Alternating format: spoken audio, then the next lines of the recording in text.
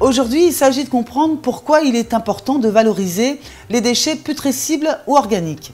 Alors, putrescibles, qu'est-ce que ça veut dire? Ce sont les éléments fermentescibles susceptibles de se dégrader dès leur production. Je donne quelques exemples. Les fruits, légumes, les déchets de viande, les tontes de gazon sont des putrescibles. Avant, nos aïeux avaient une bonne technique pour valoriser tous ces déchets. Ils les donnaient tout simplement aux animaux. Aujourd'hui, avec l'urbanisation, cette technique est un petit peu moins évidente. Alors, que faire des 25% de déchets putrescibles qui stagnent dans nos poubelles et menacent l'environnement? Eh bien, vous pouvez les valoriser en compost, par exemple. Le compost, c'est une sorte de terreau qui sera bénéfique à vos jardins, puisque c'est un engrais sain, riche pour tout ce que vous aurez planté.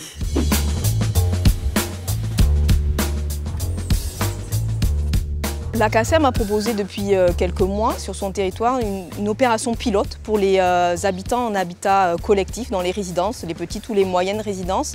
On met à disposition des habitants 3 composteurs. Et à ce moment-là, à leur domicile, les habitants ont un seau, qu'on appelle le bio-seau, dans lequel ils vont récupérer les déchets de la cuisine, les déchets de préparation de repas ou des restes de repas. Ça va être donc mélangé dans le bac de déchets frais, donc le composteur où vraiment on va tous les jours venir vider les déchets. Et ces composteurs donc, sont collectifs, ils sont gérés collectivement par les habitants participant à l'opération.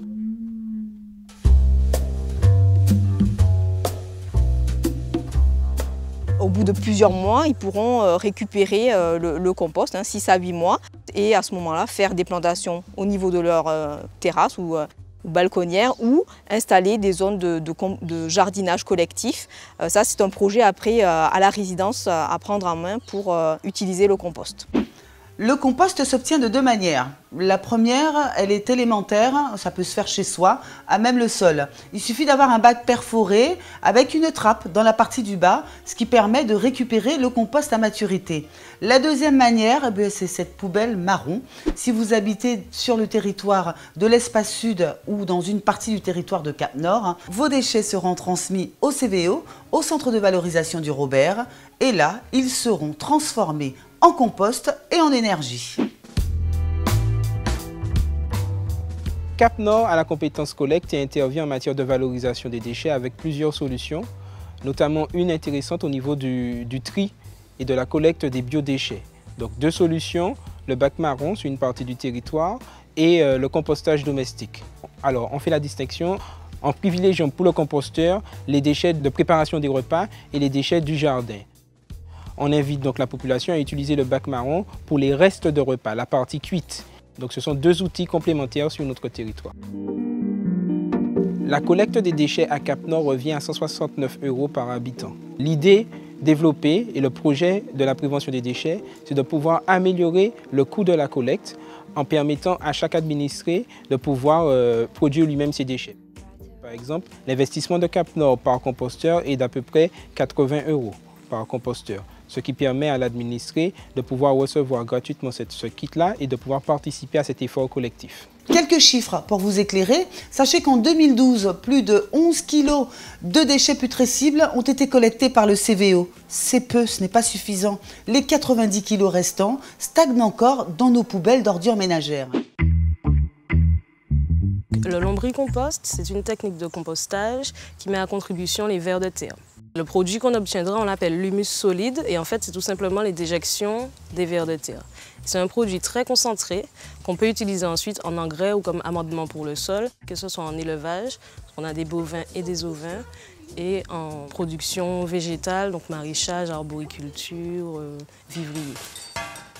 L'excès d'eau que l'on a face à ce processus peut être recueilli, le jus de compost que l'on peut réutiliser directement sur les plantes comme fertilisant.